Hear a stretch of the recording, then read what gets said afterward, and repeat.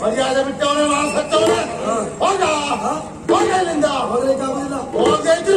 ಹೇಳುವ ನೀನ್ ಯಾರು ಅವಳ ಅಪ್ಪನ ಹೋಗ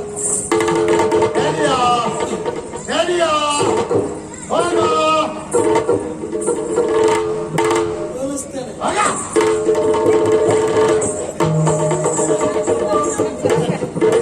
ನೀವು ಯಾವತ್ತೂ ಇಷ್ಟು ಹಾಳಾಟ ಮಾಡಿದವರು